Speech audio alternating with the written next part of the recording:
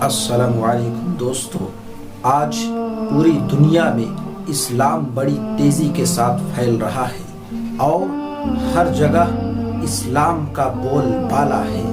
ہر جگہ اسلام اپنا پرچم لہرا رہا ہے۔ میرے عزیز دوستو، اسلام آج سے نہیں بلکہ شروع سے ہی اسلام پوری دنیا پر غالب ہونے کے لیے آیا ہے اور غالب ہو کر کے رہے گا۔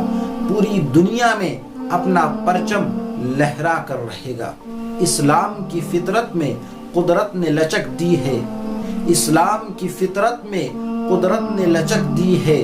یہ اتنا ہی ابھرے گا جتنا کہ دباؤ گے۔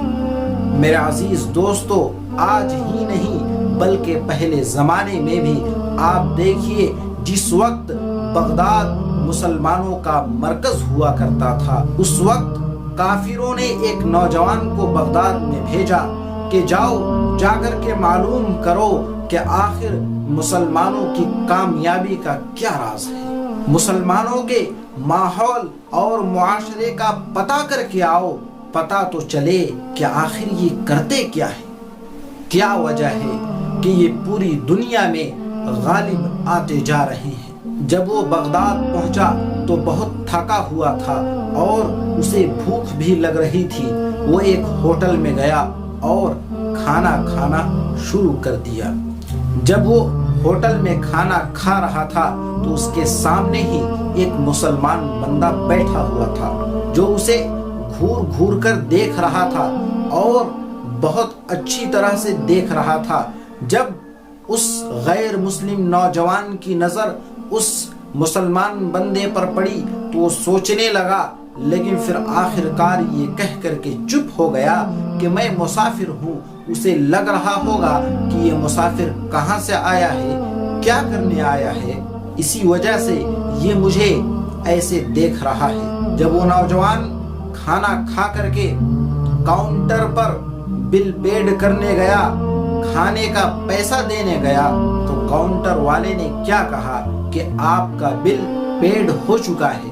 وہ نوجوان حیران ہو گیا اور کہنے لگا کہ آپ کیا کہہ رہے ہیں، آخر میرا بل یہاں کون دے سکتا ہے، میں تو مسافر آدمی ہوں، مجھے تو یہاں کوئی جانتا بھی نہیں۔ اس کاؤنٹر والے نے کیا کہا کہ آپ کے سامنے جو مسلمان بیٹھا ہوا تھا، اس نے کہا کہ یہ بندہ جو کھانا کھا رہا ہے یہ میرا مہمان ہے، اس کا بل تم مجھ سے لے لو، اور انہوں نے آپ کا بل ادا کر دیا۔ اور اس نے یہ بھی نہیں سوچا کہ آپ کو اطلاع دے دوں، آپ کو بتا دوں اور آپ کی زبان سے شکریہ کا الفاظ سن لوں۔ جب وہ ہندو، وہ غیر مسلم ان باتوں کو سنا تو وہ حیران ہو گیا۔ کیا مسلمان ایسے ہوتے ہیں؟ وہ حیران ہو گیا اور کہنے لگا کہ واقعی میں مسلمانوں کے اخلاق بہت عمدہ ہیں۔ اس کے بعد وہ آگے گیا اور ایک دکان پر گیا اور دکان میں اسے ایک چیز خریدنی تھی۔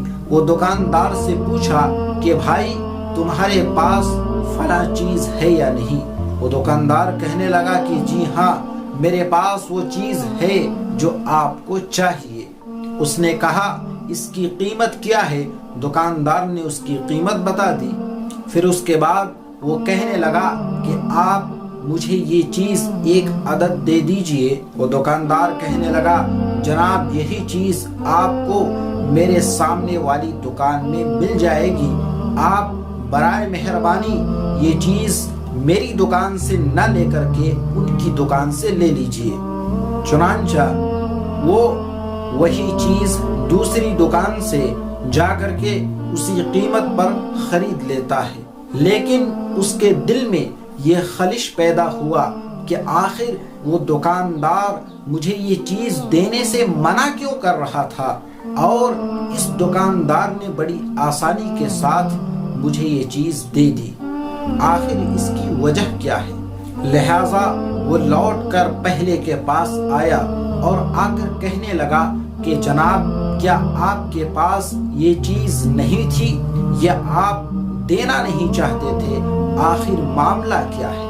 دکاندار نے کہا جناب یہ چیز میرے پاس تھی لیکن میں نے اس لیے نہیں دی کیونکہ میں نے سوچا کہ آج میرے پاس اتنے گراہک آ چکے ہیں، اتنی میری آمدنی ہو چکی ہے جتنے میں میری بیوی اور بچوں کا گزارا ہو جائے، لیکن میں یہ دیکھ رہا ہوں کہ میرے سامنے والے دکان میں ایک بھی گراہک صبح سے نہیں آیا، اس لیے میں نے سوچا کہ آپ کو اس کی دکان میں بھیج دوں اور کچھ آمدنی اس کی بھی ہو جائے، اور جب وہ شام کو لوٹ کر اپنے گھر جائے تو اپنے بیوی اور بچوں کے سامنے اسے رسوا نہ ہونا پڑے اور آج کی شام اس کی اچھی طرح گزر سکے۔